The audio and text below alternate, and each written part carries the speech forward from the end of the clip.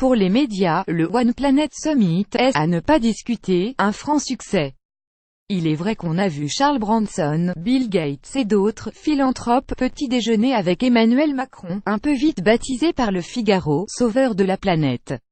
On a aussi vu l'Élysée orchestrer la mise en scène de l'établissement en France d'une cinquantaine de chercheurs de haut niveau, souvent exilés des États-Unis, ou encore se constituer pour sauver le climat une étrange coalition des fonds souverains, dont la richesse provient pour la plupart d'entre eux Norvège, Koweït, Émirats arabes unis et l'inévitable Qatar de la vente de pétrole et de gaz au monde entier, de bien belles images assurées. Lundi, c'était la journée de la finance verte. Comme au Téléthon, il s'agissait pour les banques, les grands groupes mondialisés et les institutions multilatérales de rivaliser de promesses. EDF s'est engagé à enfin investir dans l'énergie solaire, les grands groupes industriels français ont annoncé 60 milliards d'euros d'investissement où l'on trouve du lard et du cochon pas forcément bio et promis la transparence vis-à-vis de leurs actionnaires, ce qui ne coûte pas cher. Les banques assurent qu'elles vont diriger 5% de l'épargne vers la sauvegarde de l'environnement mais sans mettre fin aux flux alimentant les centrales à charbon, encore moins les pétroles et gaz de schiste. Seule la Banque mondiale annonce l'interruption de ses financements de combustibles fossiles 1,6 milliard de dollars en 2016 mais attention, en 2019 seulement etc. Il est bien beau d'appeler la finance à la rescousse du climat, lorsque la politique fait défaut, l'impuissance est générale et la multiplication des gestes symboliques et des paquets de milliards de dollars ne masque pas une terrible réalité. La planète est partie pour un réchauffement moyen de 3,5 degrés centigrades, dont nous avons vécu cet été un prémisse. Et si la finance était bien présente, il manquait à Paris les États-Unis bien sûr mais aussi la Chine, les deux premiers pollueurs de la planète, sans qui rien de réellement efficace n'est possible. Car il est bien beau d'appeler la finance à la rescousse du climat, lorsque la politique fait défaut, l'impuissance est générale.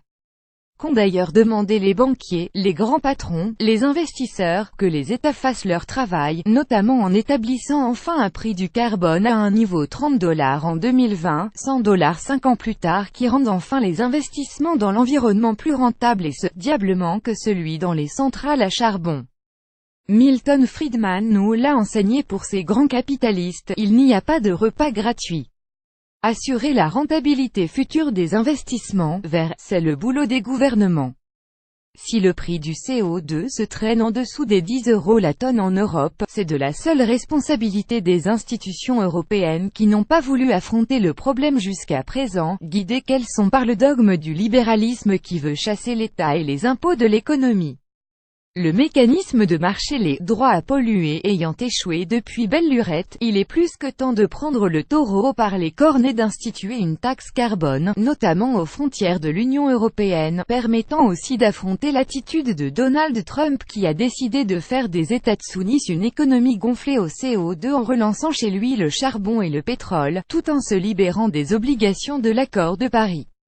Sur le climat conclu en 2016 pour surmonter la crise climatique, il faudra se débarrasser des œillères idéologiques qui font du marché une réponse à tout. De la même manière, l'UE devrait imposer des clauses de respect des objectifs de l'accord de Paris sur le climat et de non-dumping fiscal, aux pays avec lesquels elle a négocié, le Canada, qui produit du pétrole de schiste ou avec lesquels les négociations sont en cours, Japon, Mercosur, États-Unis. Enfin, comme le propose Jean Jouzel, ex-coprésident du GIEC, et Pierre Larouturou, il sera temps de mobiliser les capacités de la BCE pour trouver les 2500 milliards d'euros, ce que la BCE a déjà mis dans le système bancaire indispensable à un vrai plan Marshall pour le climat en Europe. Voici qui ressemblerait enfin à ce choc dans nos modes de production et de développement, qu'appelle Emmanuel Macron de ses vœux dans Le Monde du 13 décembre, sans aller plus loin qu'une célébration des acteurs de la société civile internationale. À l'entendre, dès que l'Amérique ne veut plus et que l'ONU ne peut plus lutter contre le réchauffement climatique, régions, villes, acteurs privés et secteurs financiers privés ou publics prendraient le relais des gouvernements et des organisations internationales défaillants. Ne nous faisons pas d'illusions, si beaucoup de villes et d'États américains, New York ou la Californie sont d'authentiques combattants du climat, on ne pourra pas contourner le gouvernement des États-Unis pour ce qui concerne les deux instruments centraux de ce combat vital pour retrouver une planète vivable, les financements des transferts vers les pays du Sud. Il faut trouver 100 milliards, dont 20% devaient venir de Washington avant sa défection afin de construire pour 6 000 milliards de dollars d'infrastructures, selon l'Agence française pour le développement, et la fixation d'un prix mondial du CO2, alors que l'Amérique produit à elle seule 14,5% du total mondial. On dira que le chemin ainsi tracé, non seulement brise des tabous comme l'orientation libérale de l'économie et la liberté absolue de commercer, mais peut aussi aboutir à de rudes confrontations, notamment avec l'administration Trump, qu'Emmanuel Macron appelle toujours « mon ami ». C'est exact. Pour surmonter la crise climatique, il faudra se débarrasser des œillères idéologiques qui font du marché une réponse à tout. Il faudra sans doute aussi affronter un pays ami, les États-Unis, et peut-être aussi la Russie, car nos intérêts profonds sont non plus seulement divergents mais opposés, et que l'enjeu nous dépasse tous, puisqu'il en va de la vie. Juste de la vie. On aimerait vous dire un dernier mot. Vous êtes de plus en plus nombreux à lire Marianne sur le web, et nous nous en réjouissons. Nous souhaitons qu'une grande partie des articles de notre site soient accessibles à tous, gratuitement, mais l'information de qualité a un coût. En étant rattachée à aucun groupe industriel, aucun lobby, aucun politique, Marianne prouve chaque jour son indépendance éditoriale. Pour nous aider à garder notre liberté de ton et notre exigence journalistique, votre soutien est précieux. Je m'abonne nous soutenir.